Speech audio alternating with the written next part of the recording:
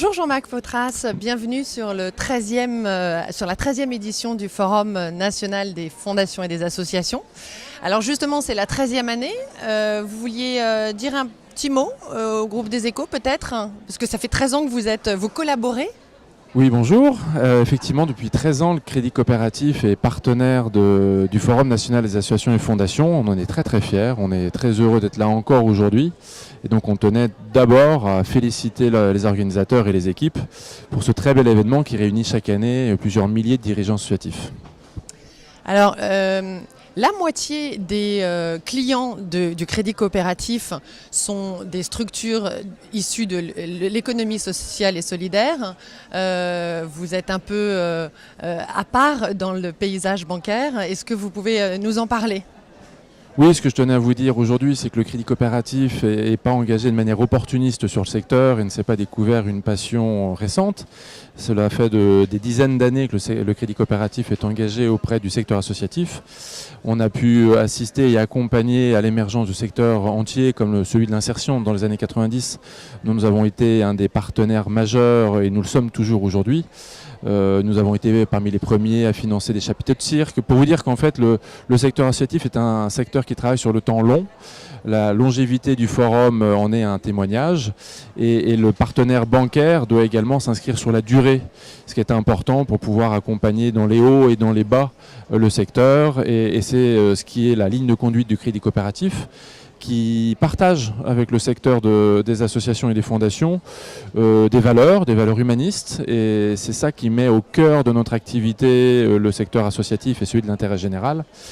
Et avec une particularité de fonctionnement qui est notre modèle de développement dont on est assez fier, que l'on appelle le développement ternaire, ce qui correspond à notre logo du Crédit Coopératif, trois bonhommes qui se tiennent la main, avec la fédération ou l'acteur représentatif d'un secteur, l'acteur de terrain, le client sociétaire et le Crédit Coopératif. L'idée de co-construire les réponses aux besoins du secteur, mais en travaillant avec le secteur. Et c'est ce qu'on fait aujourd'hui en participant en fait aux travaux et aux réflexions du secteur.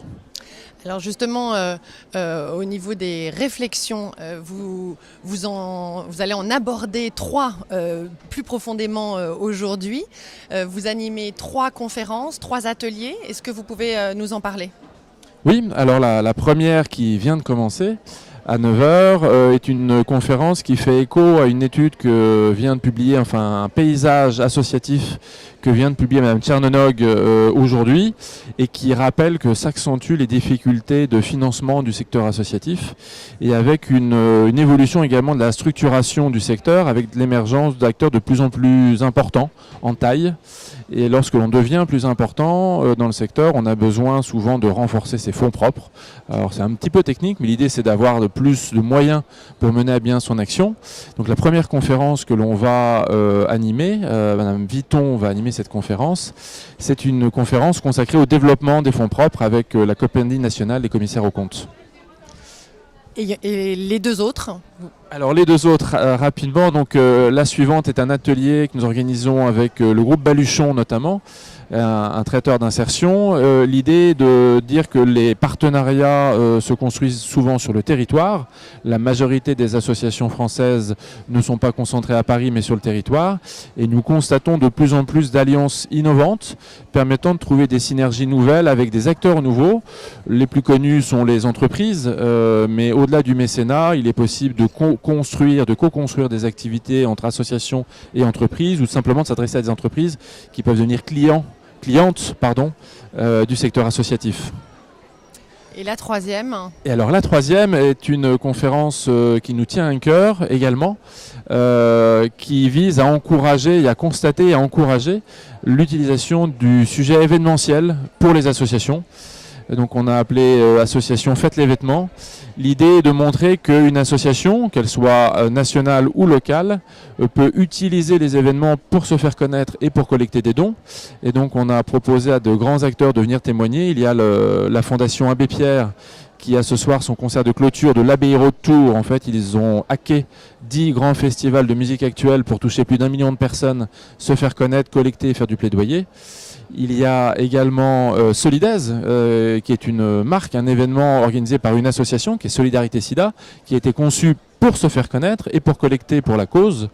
Et on aura également un témoignage pour savoir comment on peut utiliser au mieux les JO, parce que les JO se profilent en 2024 et ils veulent laisser une grande place au secteur de l'ESS. Donc on aura le témoignage de la personne qui est en charge de créer le lien avec le secteur de l'ESS, Rock en scène qui nous fait l'amitié de témoigner, et Jean-Claude Herry qui est un consultant spécialisé sur le sujet.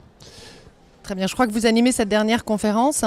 Je crois qu'on a le temps. Est-ce que si vous aviez un conseil à donner aux associations dans le choix d'événements culturels ou environnementaux auxquels s'associer, quel serait ce conseil principal ?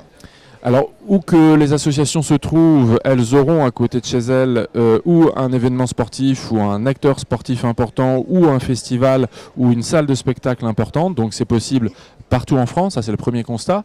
Les acteurs qui organisent ces événements sont de plus en plus ouverts à donner une place au secteur associatif, donc il faut oser aller les voir. Et ensuite, il faut trouver une synergie. Un acteur qui organise un événement n'est pas là pour faire du plaidoyer avant tout. Il est d'abord là pour organiser l'événement. Donc il faut savoir s'insérer sur le bon format dans l'événement et ne pas forcément demander évidemment de l'argent à l'organisateur. A priori, il ne vous en demandera pas non plus, mais par contre, il faut trouver des contenus et des méthodes de présence qui soient compatibles avec un événement important qui peut accueillir plusieurs dizaines ou centaines de milliers de personnes.